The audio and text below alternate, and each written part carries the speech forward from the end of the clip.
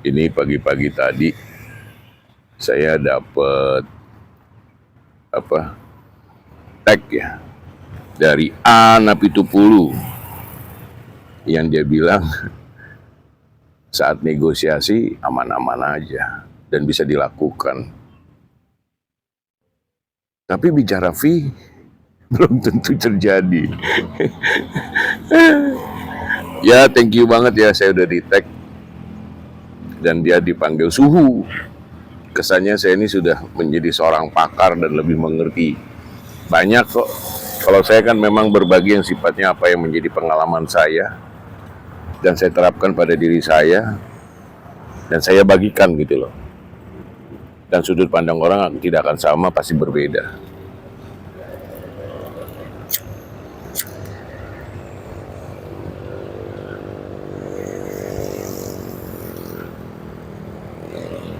Manusia itu makhluk hidup yang tidak adil.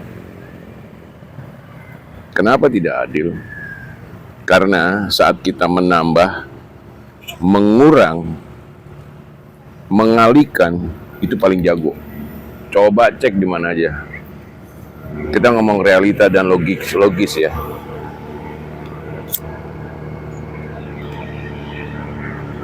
Manusia itu pintar menambahkan, pintar mengurangkan, dan pintar mengalihkan. Betul nggak?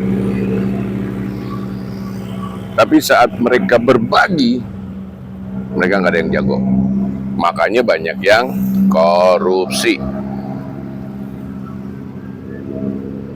dalam sebuah usaha, dalam sebuah proyek pemerintahan. Jadi begini, dalam dunia mediasi itu kan ada dua kubu ya. Kubu yang namanya yang membawa buyer dan kubu yang membawa seller. Posisi kita di mana? Gitu loh. Let's say mau dari buyer atau mau dari seller, kita sudah harus straight to the point. Bahasanya zaman sekarang nggak usah ngomong bahasa basi lah. Kita nggak ada yang namanya kerja gratis ya kan.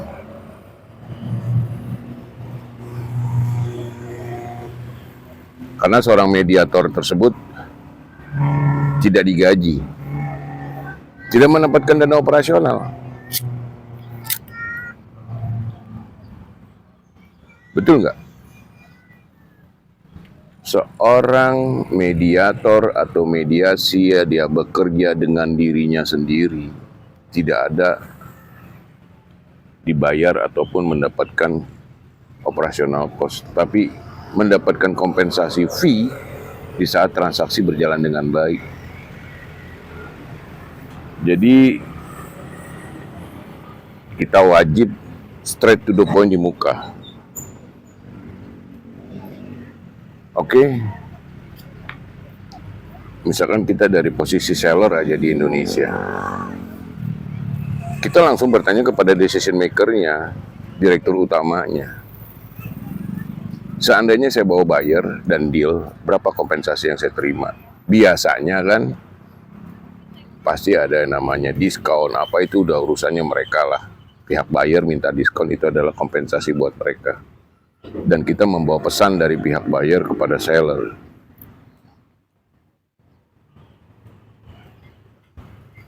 Nah, kita wajib tanya kepada seller, berapa nih fee buat gua? Seandainya dia bilang, you dapat $0,5, you dapat $1, terima, dan langsung tembak dia, bikinkan saya perjanjian, komitmen fee di muka, ikatan loh bahasanya ya, dan dilegalisir oleh notaris. Kalau Anda tidak kenal dekat dengan pihak ownernya, kenapa diambil mau dapat $0,5 kayak mau dapat $1 kayak? Karena prinsip kita tidak mengeluarkan modal, kita tidak bertanggung jawab terhadap resiko, ya kan? Kita tidak memiliki kewajiban membayar pajak, bayar ini, bayar itu, operasional enggak. Tapi kita memberikan satu prospek transaksi hingga terjadinya kontrak, hingga terjadinya deal, dan hingga terjadinya pengapalan atau kargo, pengisian kargo, dan segala macam rupa.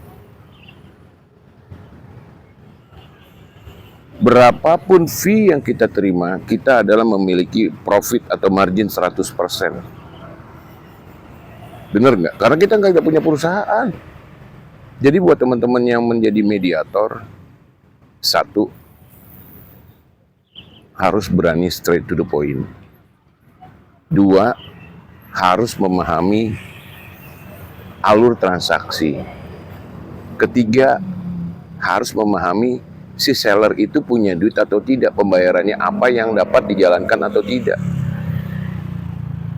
Keempat, syukur-syukur kalau memang sellernya itu sudah punya pengalaman, artinya kan jualan Anda, jualan kita itu lebih mudah dan lebih simple. Kalau saya hampir mayoritas pegang perusahaan yang belum punya pengalaman secara corporate. Tetapi saya memberikan keyakinan pada buyer bahwa kita sanggup, bahwa kita bisa. Jadi gitu. Poin-poin yang saya sampaikan bisa menjadi satu catatan lah ya. Dan antara kita dengan pihak buyer ataupun mediasi buyer, kita bilang bahwa you dapat dari sana dan saya dapat dari sini. Tapi terkadang pihak buyer bilang, gue pengen dapat komisi dari seller. Nah, itu yang harus kita bicarakan lagi, harus kita sepakati lagi. Karena kan harga batu bara itu kan fluktuatif ya, nggak flat price. Kecuali Anda bisa deal 1 tahun kontrak. Nah, itu tinggal deal-dealan antara buyer dengan seller, flat price. Itu ada lagi caranya, dan pembayarannya pun berbeda lagi. Jadi buat Napi Tupulu, terima kasih sudah bertanya, terima kasih sudah mengetik sama nama saya di LinkedIn ini. Semoga postingan saya, VT saya ini bisa diterima dan dapat dipahami. Kuncinya cuma satu, dari satu itu akan berkembang. Kita harus straight to the point, kita harus bicara di muka sebelum kita berjalan terlampau jauh. Karena apa? Jalan ketemu buyer, presentasi, ngomongin, padahal kita nggak digaji sama perusahaan itu ya kan. Kita bangga-banggain perusahaan ini. Terus tapi kita seperti ada tapi nggak ada. Jadi lebih baik kita straight to the point, oke? Kalau sudah terjadi straight to the point, ada ikatan, laksanakan. Itu aja, semoga bermanfaat. Assalamualaikum, salam, Om Swastiastu, Namo Buddhaya.